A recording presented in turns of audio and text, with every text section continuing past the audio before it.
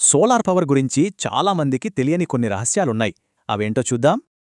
Solar panels డబ్బు సంపాదించి పెడతాయని అందరూ అనుకుంటారు. కాని అందులో నిజమెంత? ఫ్రీ కరెంట్, ఇంకా అదనంగా డబ్బులు. ఇదే కదా చాలామంది కల. అయితే ఇక్కడే ఓ తెలియని రూలుంది. ఇది మన లెక్కలన్నింటినీ మార్చేస్తుంది.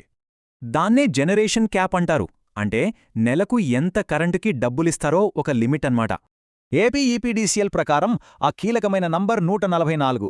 కిలోవాట్కు గరిష్టంగా 144 యూనిట్లకే క్రెడిట్. సరే, దీన్ని ఓ 3 కిలోవాట్ సిస్టమ్ ఉదాహరణతో చూస్తే ఇంకా బాగా అర్థమవుతుంది.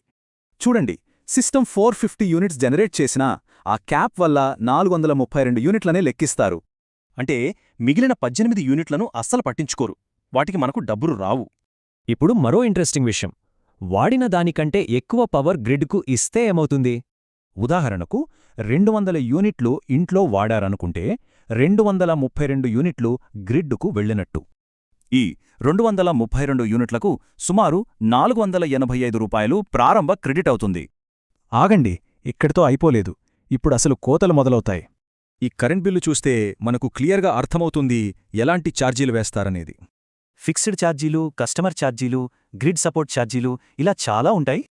ఇవన్నీ కలిపితే దాదాపు రూ. 210 వరకు కోత పడుతుంది. అంటే వచ్చిన రూ. 485 క్రెడిట్లోంచి రూ. 210 తీసేస్తే మిగిలేది చాలా తక్కువ. చివరికి చేతికందేది కేవలం రూ. 274 మాత్రమే. అయితే సోలార్ నిజంగా డబ్బు సంపాదించే మెషినా? ఈ ప్రశ్న చాలా ముఖ్యం. ఇది డబ్బు సంపాదించే సాధనమా, లేక మన కరెంటు బిల్లును తగ్గించే మార్గమా? ఒక్క విషయం స్పష్టం: సోలార్ ఇప్పటికీ ఓ అద్భుతమైన పెట్టుబడే. కానీ ఈ నియమాలన్నీ పూర్తిగా అర్థం చేసుకుని ముందడుగు వేయడం చాలా ముఖ్యం.